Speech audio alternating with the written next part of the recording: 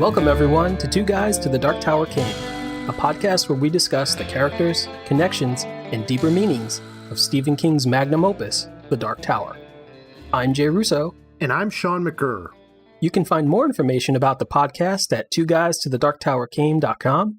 You can also email us at twoguysdarktower@gmail.com.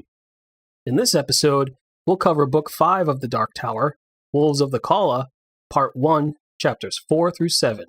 Let's start the show. In this section, our quartet has a palaver about Eddie and Jake's Toadash, and they make a lot of connections before making a plan to save the tower. They then meet Father Callahan and learn what the townspeople of Calla Bryn Sturgis want.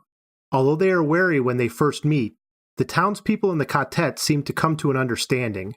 After dinner, the quartet all go Toadash. Roland, Eddie, and Jake are mesmerized by the rose, while Susanna and Oi encounter some Walking Dead.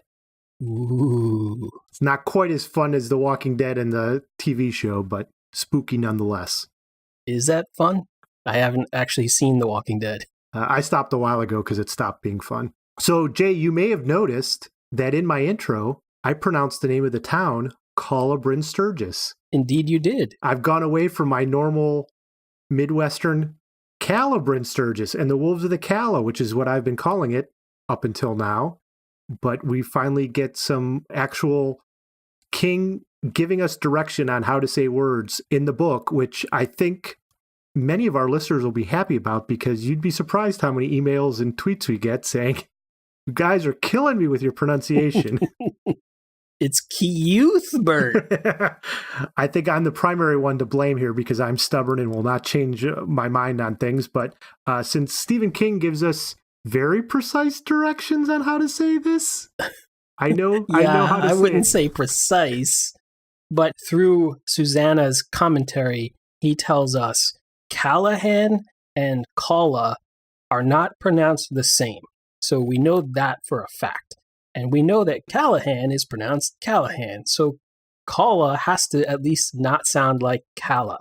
So I'm still putting a little bit of my own interpretation on this, but I'm going to go with Calla.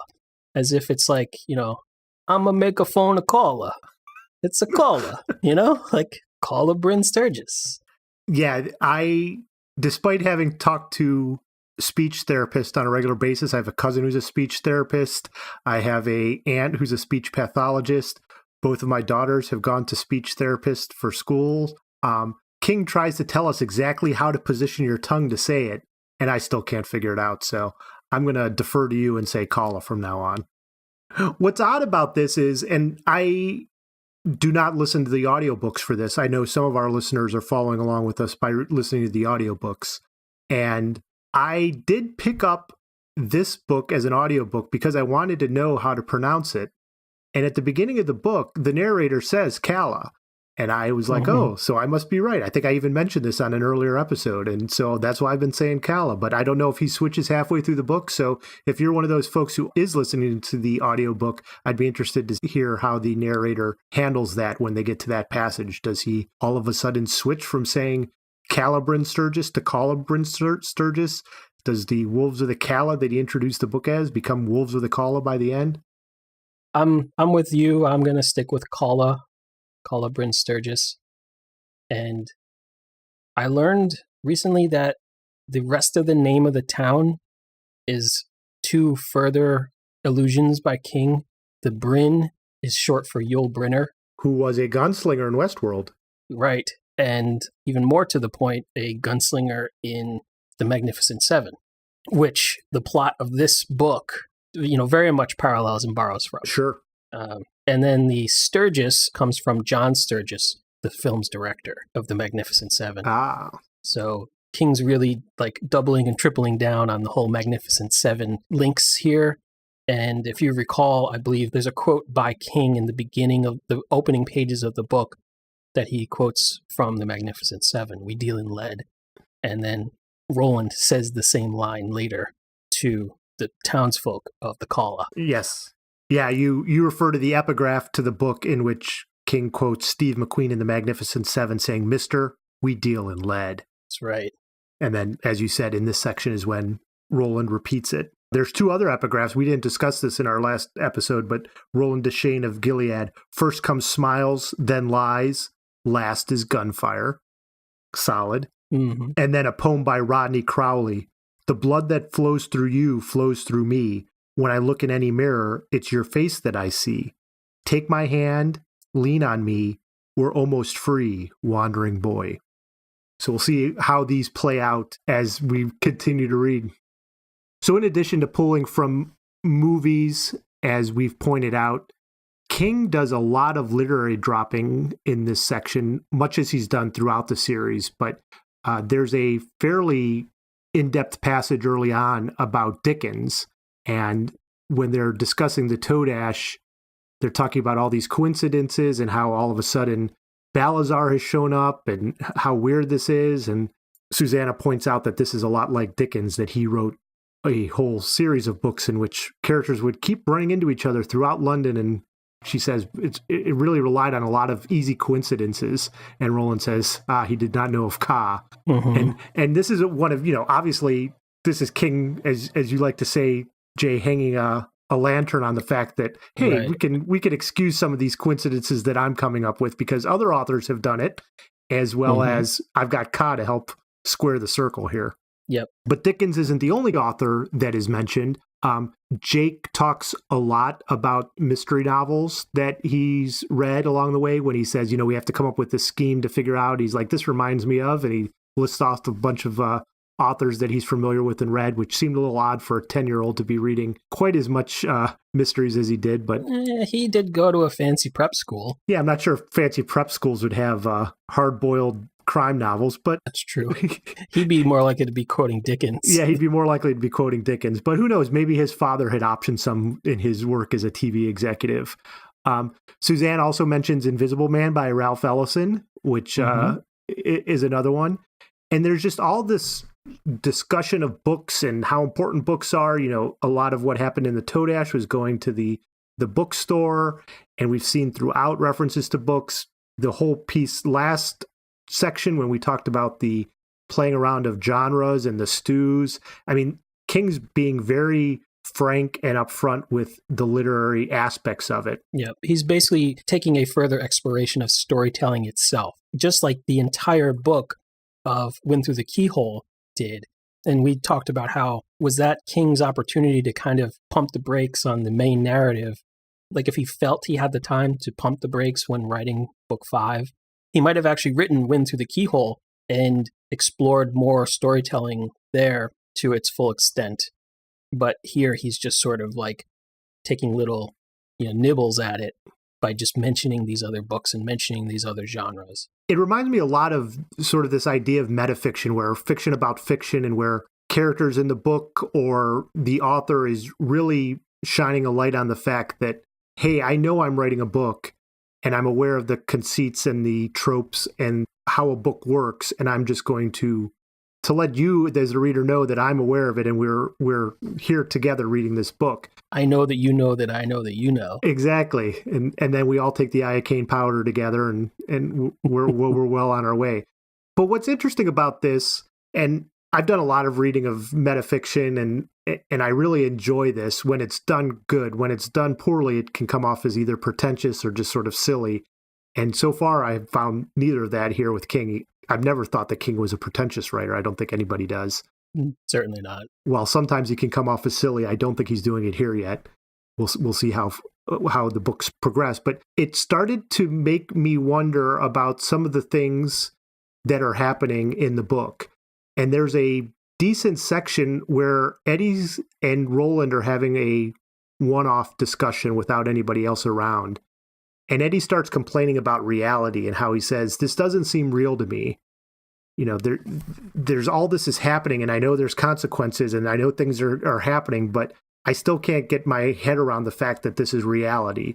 And I think part of that is because he's moving between worlds, his own world and this other world, which is like a fantasy world to him, and yet he's living it. And so I don't know what's happening here or what's going on, but the fact that King isn't hiding this or shuffling it under the rug, that he's making a big deal of it, makes me start to think that there's more going on here. We've already talked about how what happened in book 4 was a lot like The Wizard of Oz, and what was happening in book 5 drew on a lot of things. And it just seems like it's continuing on here.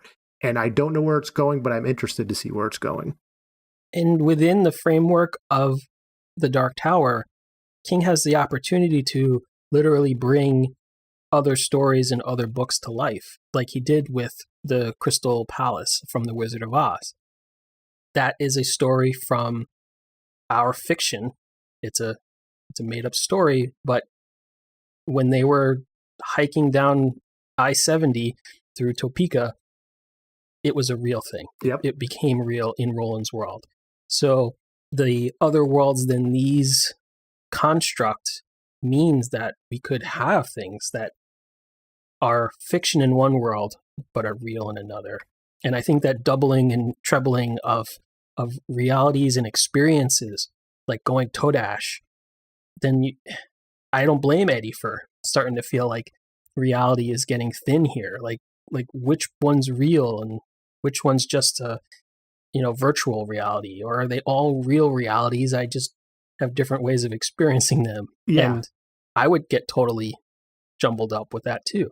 Yeah, because it's one thing for them to jump in a world that's like The Stand and us saying, oh, well, okay, I could sort of see that maybe Stephen King's books are interrelated in some way, or Stephen King's saying, hey, look, we can jump into other worlds, and this one's like The Stand, and this one's like that. But then to have an actual character from Salem's Lot become a character in the Dark Tower series in Father Callahan is one thing, and then to have Stephen King be mentioned as an author in the world, that when they go Todash and see Stephen King's name, that's when you start to say, wow, there's something important happening here. Yeah. As the author, as the person who has imagined all of this into existence, he should always be one level, one layer removed from it all. Yep. There should never be a way for it to be aware of him. And they are now, that they can walk through this New York, this version of New York, and Stephen King is a person there. He's an author there. He's not just some guy with the same name who lives in the same place. He does the same job. Yep. And his job is creating fiction. And where does the rabbit hole end here? Right. Yeah. I think it'll be fun to explore that. Yeah, no, it takes an expert to be able to do that, because it can get, like I said, pretty silly pretty quick if you have it collapse on itself pretty easily. It's sort of the opposite problem. We mentioned The Walking Dead earlier. It's sort of the opposite problem of The Walking Dead, where everyone in that world has to pretend that there's no such thing as they've never heard of a zombie before. Really? Like every 4 years in, they're still like, well, what's a zombie? Well, not what's a zombie, but like they don't have that word even, because if you or I woke up and all of a sudden there were Walking Dead around us and they shambled towards us and you had to, shoot them in the head to kill them, we'd be like, oh, those are zombies. I've read about those, but every zombie movie is sort of like that, right? Like people are unaware that there's such a thing as a zombie, because it wouldn't make sense otherwise. It would be very easy to say, hey, there's zombies all around us. I know how to fix this because I saw Night of the Living Dead when I was 12 years old, and here's how we deal with it. So you have to have that suspension of disbelief to make the world seem like it has stakes and importance. And this is the opposite problem where, hey, wait a minute, I know how to solve the Wizard of Oz riddle because I've seen the Wizard of Oz. What we need to do is tap our heels 3 times while we're wearing the ruby slippers and things will get us home. Or the ruby cowboy boots. Or exactly, as the case may be. Anyhow, I don't want to spend too much time on it more than we've done already, because I'm sure there's more to come, but the fact that we're starting to see all this come together. So it makes us wonder, with the tropes that they set up in the last section about a town on the edge of civilization that needs gunslingers, and it's perfectly set up in such a way, like the movies that we're familiar with, that the stories that we're familiar with, it makes you wonder, oh, maybe this isn't just King playing with tropes, but maybe there's a reason for it being set up exactly the way that we expect it to be set up when we encounter this sort of situation. We shall see. So as our quartet makes its way along the beam and they realize that they're heading towards this town called Calla Bryn Sturgis, I think another name for the town could be Infodump City, because this whole section of the book seems to just be, in much the same way the first half of part 1 was table setting. It was introducing us to all of the players and helping us get a grip on what the plot was going to maybe spin up to. This second half of part 1 is all about just dumping all this information on us. We learn about the wolves. We learn a lot of detail about the wolves. We learn about Father Callahan and that he has Black 13 of the Wizard's Glass. And we get a good chunk, just enough to be tantalizing, of Jericho Hill. We learn how the tower works and how it keeps bad things from happening. We even get the exact years that each of the New York Quartet and Father Callahan left their Earth, left their where and when to come to Roland's world. And so it's just like info dump, info dump, info dump. And it's interesting and fascinating. Like, these are things and details that we've either been wondering about for a long time, or we're going to very much need for the rest of the story to make sense. But it just felt like a lot of exposition all at once. At least King was smart enough of a writer to put the table setting in front of the info dump, because if you had started off with 100 pages of info dump, that would be a very tedious read. But the fact that we got a little bit of action in the first section, you know, Susanna turning into Mia and having that weird adventure in the swamp, Jake and Eddie going toe-dash, the townspeople with their big discussion of the wolves coming. I mean, that was at least table setting and interesting and sort of gripping the reader with a lot of, ooh, what's going to happen? What's going to happen? What's going to happen? And then we get the, okay, now we're going to info dump, which is not necessarily the best way to turn pages and keep intrigued with the book, especially when not only is it an info dump, but as I mentioned in my intro, we see characters, and it's always good to have smart characters. Like, I think that's one of the tips of writing, is always make your characters as smart as they can be so that they can figure things out. But our characters in this info dump section, especially the Palaver, they figure out a lot of things really quickly on not a lot of information. Yeah, it's almost like they intuit all of this stuff. They're like, oh yeah, so this person knows this, and Tower must have been Dutch because his name should have been that, which is a common name. And it's just like, boy, they made a lot of jumps that I don't know if I would have been able to make, especially if I was either a 10-year-old boy or a former junkie. Yeah, I mean, you and I kind of gave Eddie a hard time for the Watership Down Richard Adams Shardik connection that's like subconscious to him. He still hasn't put that together, but he's still curious. Why does the bear make him think of rabbits, right?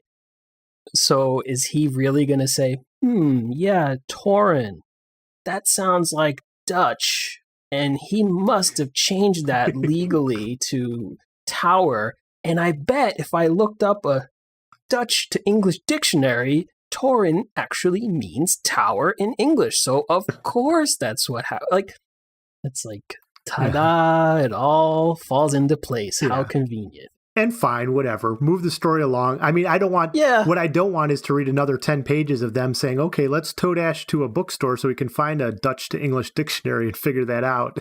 So it's better to just figure it out in a couple of pages and let's be on our way. Okay, I understand now. This is what you need to do. You need to figure out a way of getting Susanna's money, or I'm sorry, Odetta's money, in such a way that you can use it so that you can buy the lot and you can move things forward. And that's how we're going to save the Rose and save the universe, and everyone will be happy. So, all right, I understand. You've got your plan now and you've made it.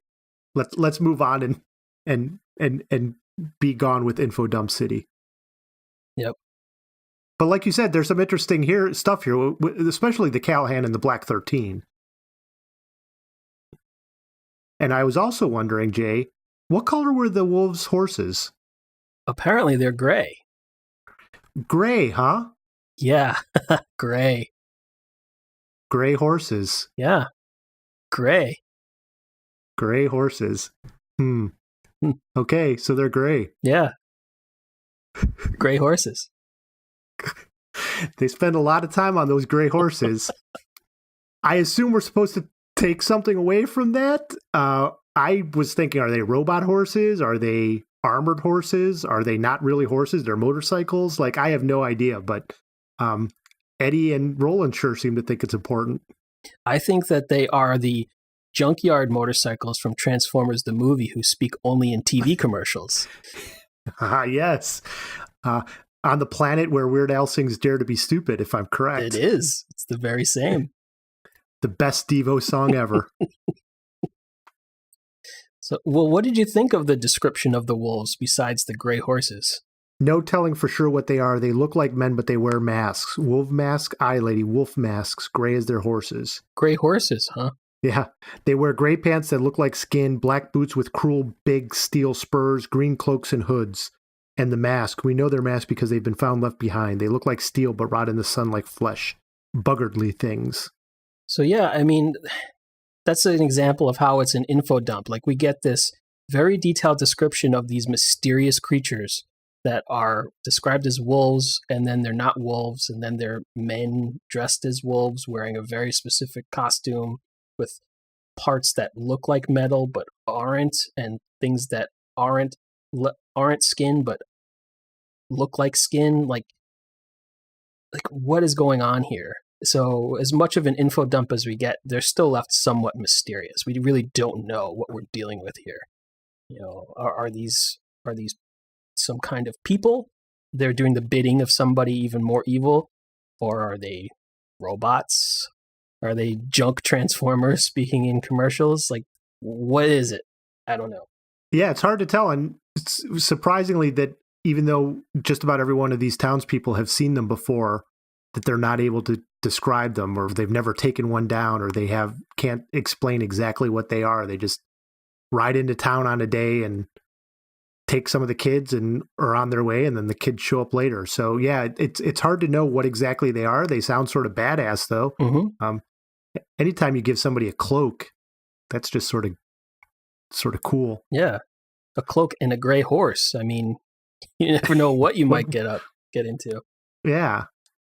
So it's hard to tell. I'm guessing we'll figure out pretty soon though, because it seems as if Roland is ready to protect the town. That seems to be, last chapter we had all this talk with Callahan about, hey, Callahan, they're going to have to ask for my help. Like, that's what needs to be done. You're going to have to ask me the questions, and I can't just come in and do it. You're going to have to, do you know what you're asking for here? Do the townspeople know what they're asking for?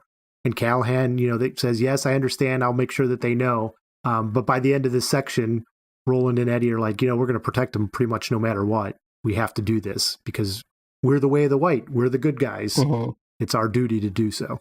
I'm not sure I'm a fan of how it's kind of panning out, but I like the fact that there is an order to this. There's an expectation to this, that it has to work in the direction of the party in need needs to request help. If they refuse to do this for whatever reason, pride, lack of understanding, what have you, they will not get help. Like, they have to ask for it. But that's all they need to do is ask. Right. And Roland gets so frustrated because at one point he's like, they're going to want, it's like they want references or they want letters, but they don't know how to get them. Like, he's just like, just ask, basically. Mm-hmm. And he's just frustrated because they seem to be talking in circles around like, oh, well, it's like, these are the people who are going to help you. Yeah. Let's do this. And also, I think there's a little bit of maybe personal pride that's eating away at Roland a little bit. He's probably thinking, like, I've been doing this job for, I don't know, 1,000 years or something like that, right? Like, I have been a gunslinger for 1,000 years. I'm the last one until I helped to train these new gunslingers who are part of my quartet now. Here we are. We're telling you we're gunslingers. We are the solution to your problem. All you need to do is ask us to help you, and we will help you. And they're like, yeah, but are you really, though? Are you? Can you do what you say you can do? Do you even know how to shoot those guns? And it's like, motherfucker. I could just... Well, I have to reference my favorite Western, and the townspeople in Blazing Saddles are very happy when they hear a new sheriff's coming to town. But once they see him, they're really not quite sure if he's going to be the one that's going to be able to help them. I don't think it's a question of skills at that point, maybe. So do you want to talk a little bit about how the tower works? I thought this was very fascinating, and to have it sort of spelled out. Yeah, no, I think that this is good. I mean, that was one of my complaints earlier in the book is that, we know that Roland is on this quest for the tower, but it's not really clear what's going to happen when he gets there. Like, is he supposed to shoot the tower? Is he supposed to build the tower? Is he supposed to hug the tower? Like, I know that that's his mission, and I don't know if Roland exactly knows what's supposed to happen when he gets to the tower.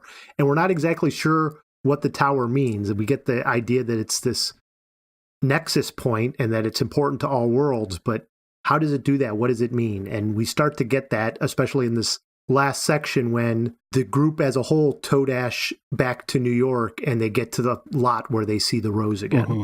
And so this is Roland's first and, as far as we know, only experience with the rose. Yeah. And he's, he hasn't had a vision of the tower like Eddie had, but he had his own much more impactful vision through the pink wizard's glass.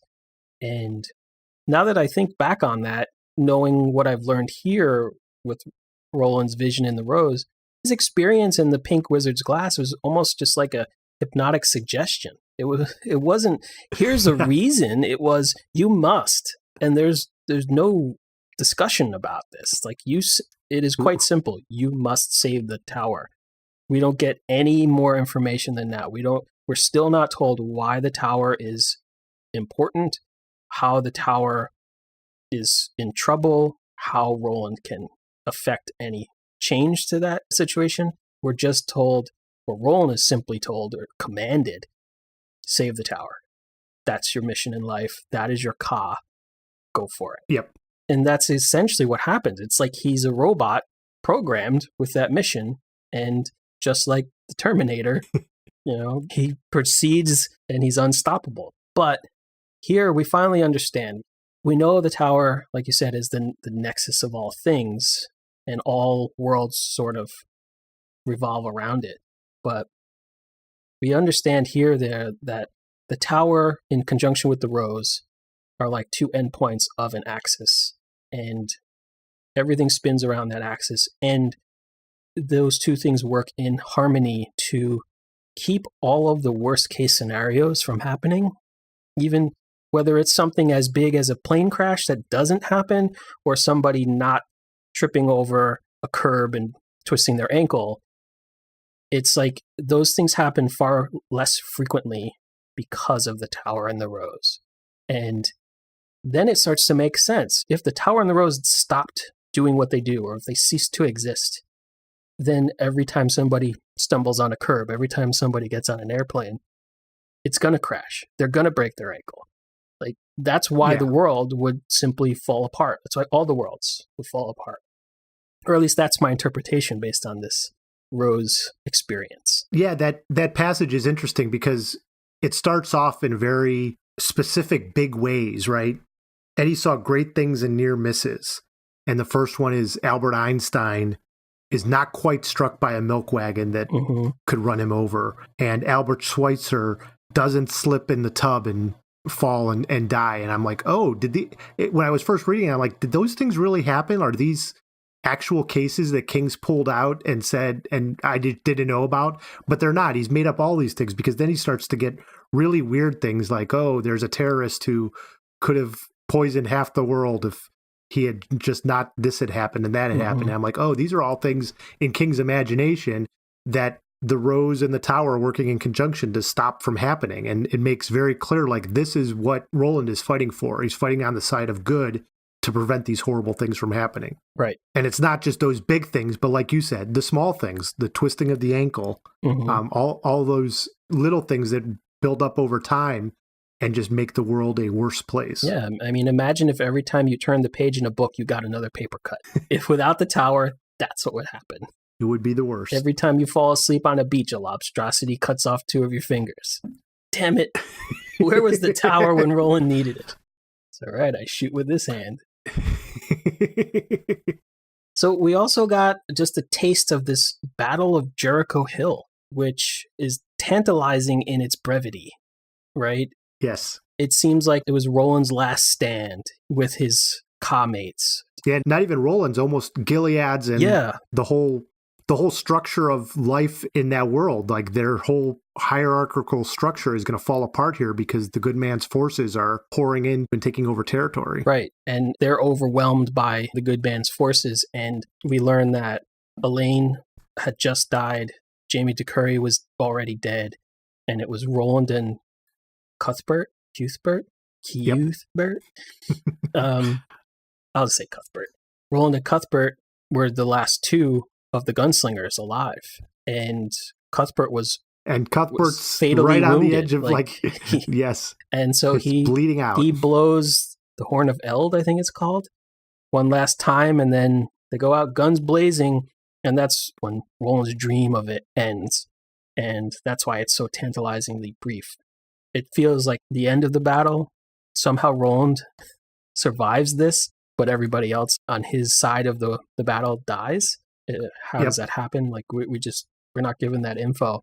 So it's a bit frustrating to get that far into it and not know the rest. And this is the piece of Dark Tower lore that, from my understanding, has really never been told. Like, I'm not sure if this is the only piece we get of it, but recently somebody had asked King in a interview in 2017, are you ever going to write another Dark Tower book? And if so, could it be about the Battle of Jericho Hill? So this seems like something that fans have glommed onto as something being very important that they want to see. And King has said he hasn't written that, and maybe he will. I think not only are we tantalized, but people who are deep within the Dark Tower really want to see this and understand what's happening here. And so to get the 4 or 5 pages that we get is not enough to quench the thirst of the Dark Tower fans who are really into this bit of it. No, not even close. It's interesting there, as I was looking at the Bernie Wrightson and illustrations in here, there's a drawing of this Jericho Hill moment when Cuthbert his shirt is shredded and he's basically, looks like he's lost the use of his right arm. So he's shooting with his left arm, and Roland is holding him up with his right arm. So his right pistol is holstered and Roland is shooting with his left hand. Yeah. And it's sort of like a predictive echo of Roland later in life when he can't shoot with his right hand. He can only shoot with his left. But they are standing on like the upper lip of one of these monolithic stone faces.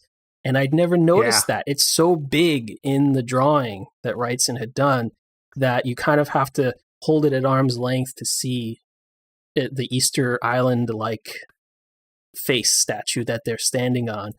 And it's also broken down into small chunks, so it almost looks like the Thing from Marvel Comics combined with a Easter Island face, and they're standing on like, the lip or something and shooting, and it's their final stand on Jericho Hill. But I thought it was a nice parallel to Roland of the present, that he's down to just shooting lefty. Yep. Nice catch there. The last info dump that we get is as I mentioned earlier, we get the exact years that everybody comes through the door or somehow gets to Roland's world. And Susanna was 1964, Jake was 1977, Eddie was 1987, and Callahan was 1983. Yep. And that's where we get the 10-year span between Jake and Eddie. And we figured out that they are roughly born in the same year. Right. That at the very least within just a couple of years of each other, but they're very similar. Time-wise, yeah. So the reason why Eddie is 10 years older than Jake is because he lived 10 years more before coming over to Roland's world. Yep. It's one of those time travel, mind bender thingies, but it works and makes sense. Anyway, now we know exactly when. So if we ever need to come back to this, if this ever comes up again, like what year was it that they were there? Like which song, which movie, which thing is anachronistic or not? Like it's all here on the page now. We're going to hold you to it, King. No more time mix-ups from now on. Yeah. RoboCop references. So, Sean, is it time for us to get into fun stuff? Yeah, I think it is. We've gotten past the info dump. We have a pretty good sense of what's happening here. And as we reach the end of the Toadash section, it's time for our little pieces of fun stuff here. Do you want to start off? Sure. One of the things I really liked was King's use of the word promenaders to talk about people walking around, I guess. And It's a close cousin to another favorite word of mine, perambulate. I was just picturing a bunch of promenaders perambulating, and I had a little English language squee moment. My favorite piece of fun stuff in this section was when Callahan is telling the quartet how Calla Sturgis's decision-making works. So anybody can bring up an issue, and they walk around with a feather to all the townspeople and get them to touch the feather. And if enough people do it, then they have a meeting. And in the meeting, everyone states their case, and then they have a vote. And Roland puts his hand up to his head and shakes it. Democracy. Sigh. Yep. And we can tell, I mean, Roland comes from a very hierarchical leaders who lead. He's in a dynastic relationship. You know, his father's the head. He's going to be the next person in line. And he can just see democracy, man. It never works. Yeah. I mean, and leadership is based on heredity and a claim to the ancestor of King Arthur, right? Arthur Eld. So, yeah. Interesting enough, in addition to it being this sort of familial hand down from one generation to the next, there is a meritocracy to it as well. Like, it's not just that we're down to the dregs of the monarchy where there's inbreeding and low travelers who are ascending to the throne. I mean, you do have to prove your worth in the final test. So it's not just like, you know, Roland's the product of two cousins who have slept together and he just ascends. I mean, he still has to pass the test to get the guns and become a gunslinger. So, yeah. But at the same time, democracy, man, it's the worst. You're right. There is a distinct quality of merit, and it's something that King doesn't explore in the text, which is who gets the right to even train to be a gunslinger? You know, how many people in Gilead could have been phenomenal gunslingers, but are never even sent to go study with court, right? Yeah. Because they're not of the line of Eld or something like that. Or they're not men, or all sorts of things that are, if we examine them too closely, it would expose a lot of maybe not so great biases and things. It's interesting because Roland has to come to terms with that. I mean, the people who are now the next generation of gunslingers are a 10-year-old boy, a junkie, and a legless woman. You know, like, these are the new gunslingers. And I think that boggles his mind to some extent that, you know, when he first meets them, he's like, really? These are who I've drawn? This is my crew. This is my quartet. Obviously now at this point, he's come to respect them, but it is got to be a very much a different way of him thinking when he's so used to being people like himself who have grown up in this world in which there is a distinct difference between the classes, and it's my class who becomes gunslingers. Yeah, I suspect King wasn't thinking about the ugly side of monarchy, the ugly side of dynastic succession when he was formulating his the structure of the Gunslinger, the original book.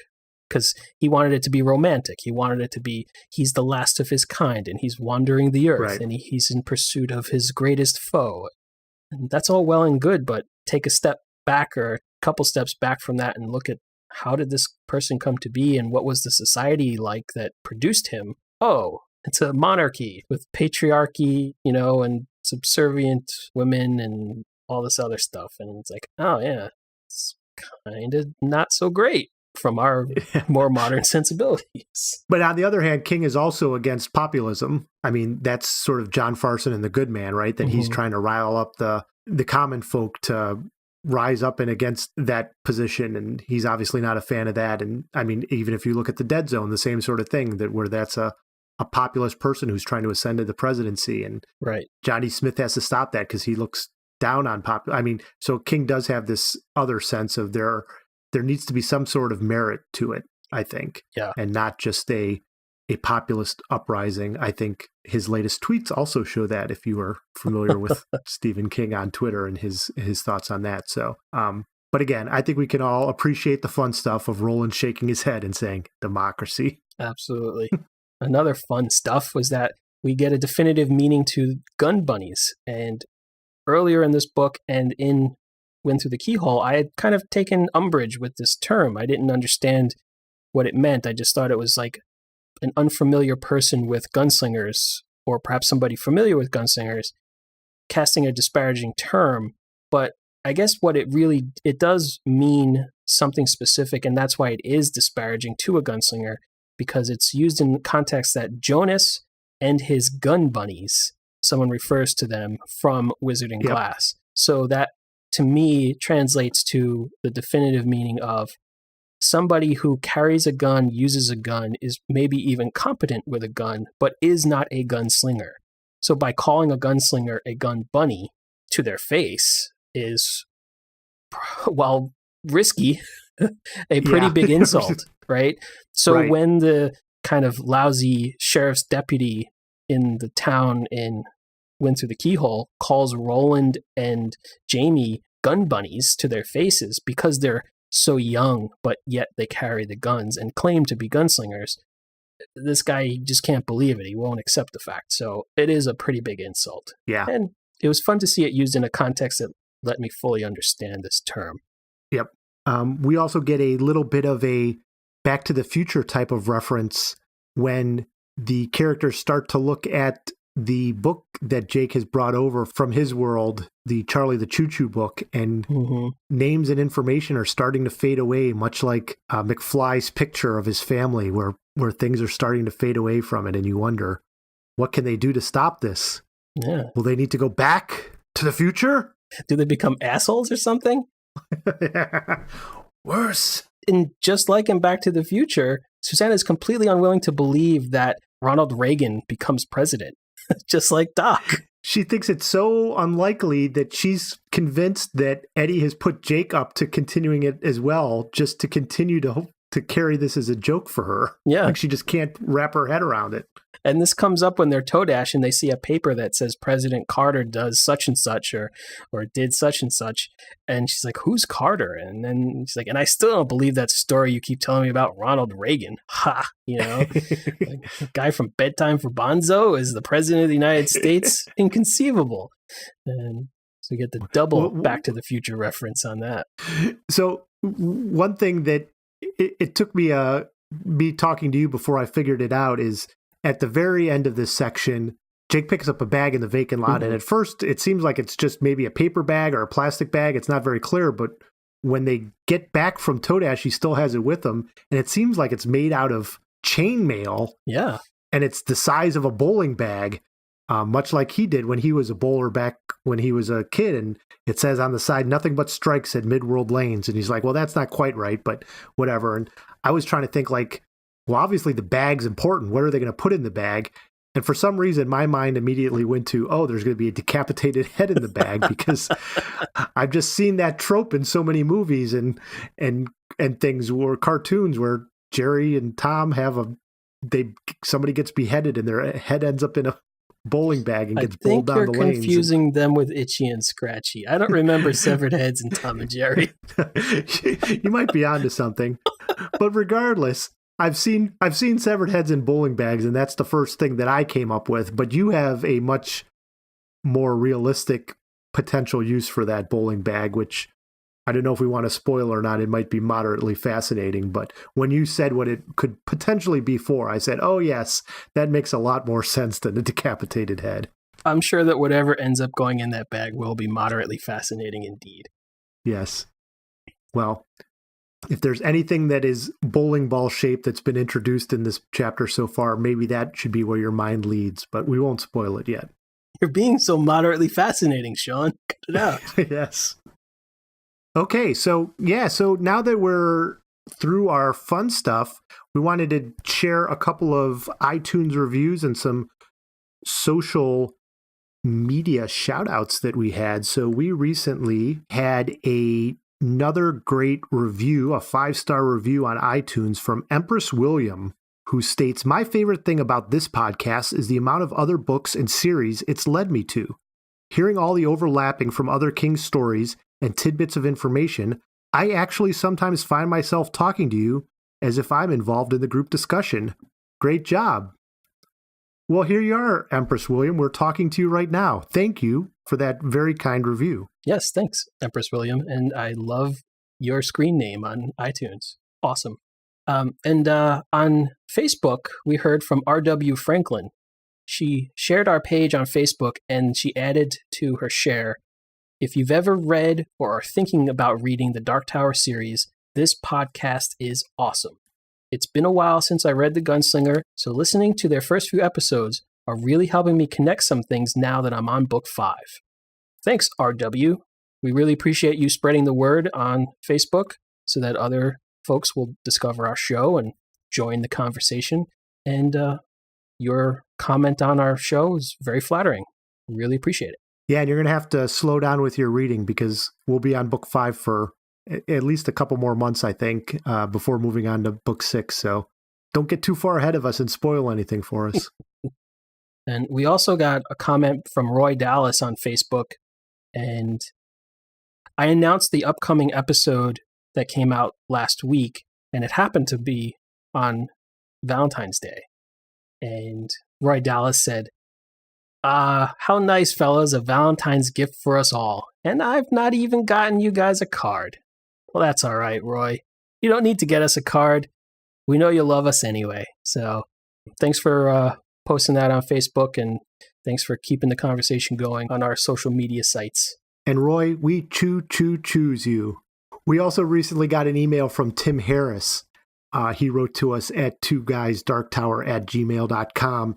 And he had a lot of nice things to say, including saying that we feel like members of his extended quartet, which is great because our quartet's getting very large with all of our listeners and interactors. So we appreciate that. Tim, hopefully you are liking the way that we're now pronouncing Calla. He had a number of suggestions on how we should pronounce things, and we at least took one of them. All right, so that's all for this episode of Two Guys to the Dark Tower Came. Thanks, Jay. Thank you. Links to all of our contact information is available in the show notes. You can email us at twoguysdarktower@gmail.com, and our Twitter handle is at twoguysdarktower. You can also find us on our Facebook page at facebook.com/twoguysdarktower and join our Facebook group at facebook.com/groups/twoguysdarktower. If you like the show, please rate us on iTunes. Next episode, join us as we cover Book 5 of the Dark Tower, Wolves of the Calla, Part 2, Chapters 1 to 4. For Jay Russo, I'm Sean McGurr. Thanks for listening.